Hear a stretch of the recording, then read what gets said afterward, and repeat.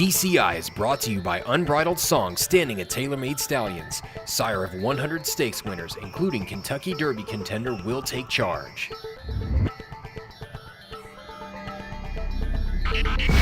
Welcome to a special Derby edition of TCI, your inside track to the Triple Crown alongside Joel Cunningham. I'm John Siegel. Joel, we've made it, man. Kentucky Derby 139. We've been following these horses for a long time, but it's been a lot of fun. Man, it's a labor of love, though. This is my favorite time of the year, John, to get up, travel over to Louisville for 10, 15 days straight, get to see these horses in the flesh, how they're training, who's thriving. I mean, putting the eyeballs on them just does so much for you when you're really trying to go through the analysis and figure out who the real contenders are in this race. So I enjoy it every year, and hopefully it pays off now in this show and then on Saturday. All right, well, let's jump right in. There's three things every year that are very important to the Kentucky Derby: the break, the pace, and also the surface. Let's start off with the break. We were at the draw last night. I thought everybody drew relatively well. Tell me, what did you think? I think everybody drew great. I really do. This is the ideal of a Derby draw, as you'll see. Usually there's drama involved. Not really here. There's one contender I was sort of interested in here that I think didn't draw, well, and that was Oxbow, the two-hole. But even Oxbow has a ton of tactical speed.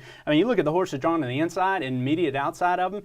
If he breaks well, he ought to outfoot every one of those horses to the first turn. So I think Oxbow will get prime position. I don't see it being a real problem for a horse like him. The question will be, will Oxbow settle down on the inside? Remember, here's a colt that's had a lot of outside trips, a lot of wide posts here to where he really lost ground. He's not going to lose ground on Saturday. The question for him is, he's such a keen horse. Will he be able to settle on the inside, take dirt, which might have been a problem in the Arkansas Derby, taking a little dirt? Will he be able to do that now? Will Gary Stevens be able to control this colt along the inside? That's a concern. But other than that, everybody drew ideal. All right, well, you mentioned some horses there on the inside. I'm interested on some horses a little bit further out, including Orb, who right now is your Derby favorite. Yeah, Orb drew well, John. he's the kind of horse, he's kind of like he's kind of like I'll Have Another, who drew the 19 post last year. He's a talented colt, has a little tactical speed in terms of being able to make multiple moves in a race to be in contention at the top of the stretch.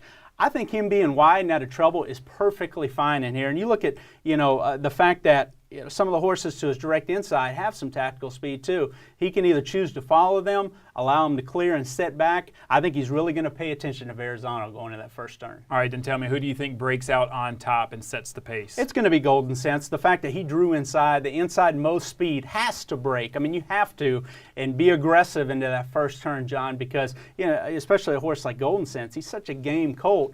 But he's a colt that also has natural, brilliant speed. He's been forwardly placed in all of his races, and he's a colt that's never really been covered up. They're not going to cover him up in here. They're going to let him rip out of there into that first turn. And I think Falling Sky is going to come over out of the gate. Another colt with a lot of natural speed.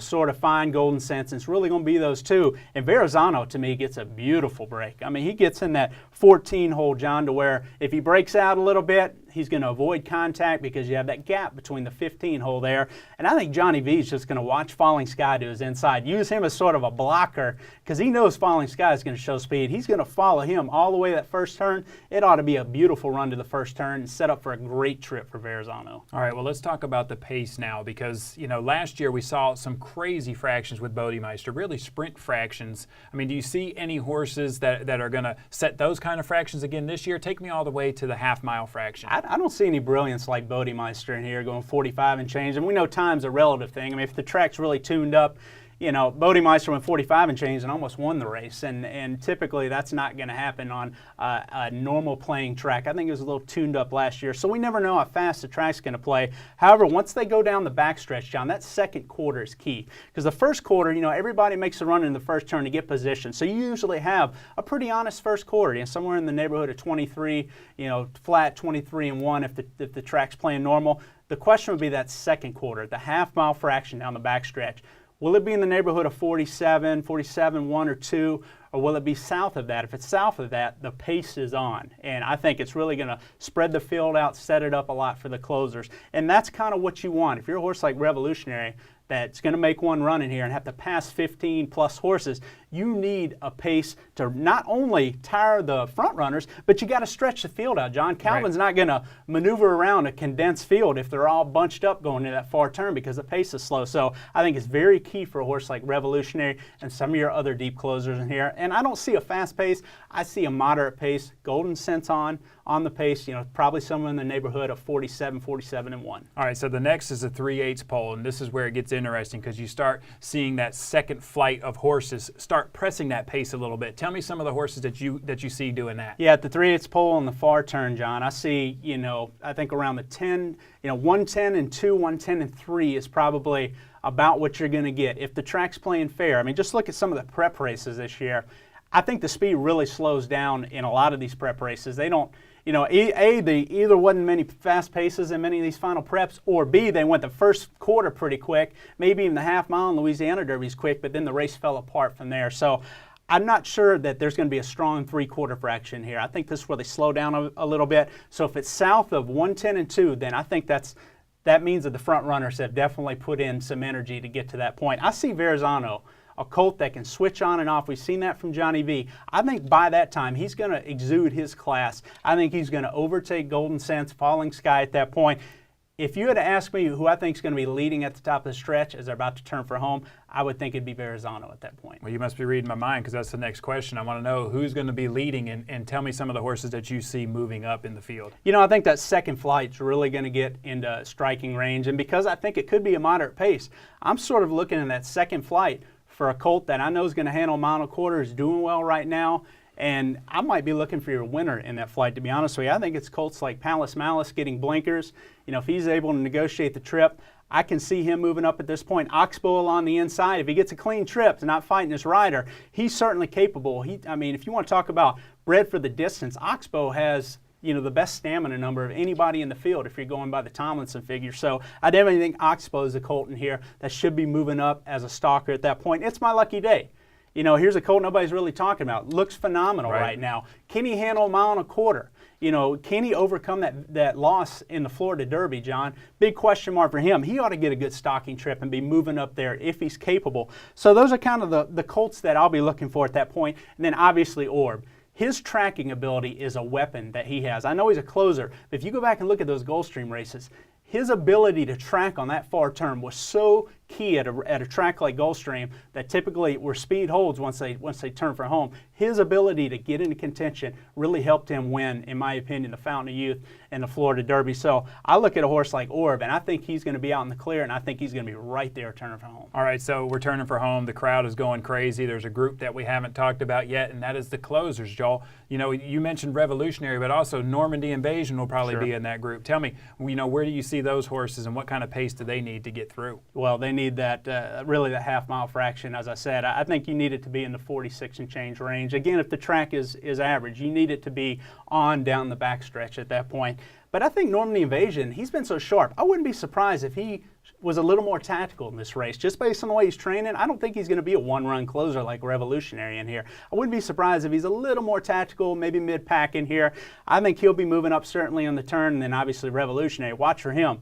He'll be on the inside. He might have white silks, but it'll be full of brown mud or brown dirt at that point. All right, you just mentioned, will it be mud or dirt? Tell me, if the track is dry, I know you just said you see Orb, in front. Is Orb your eventual winner of this race? I believe he's the best horse, John. I just think he's doing so well right now. And I think he's a natural at 1.25 miles. You watch him travel. He's so light on his feet over this racetrack. He's doing so well. I know he's going to be your favorite probably now. So it's a chalky pick, but I have to go with the horse that's been number one on our list. I think Orb's the best in here. And honestly, you mentioned the wet track, a strong possibility. Yeah. I think on a wet track, Orb is just as good. His Tomlinson figure, being by a son of AP Indy, having a bridle mare, he ought to handle the wet track and ought to thrive on it. So I like Orb on either surface. I do think Revolutionary moves up on a wet track. Watching him train over it, he looks like he excels on a wet track. And certainly when he broke his maiden with that big figure, it was on a less than fast track. So I like him moving up in that scenario, John.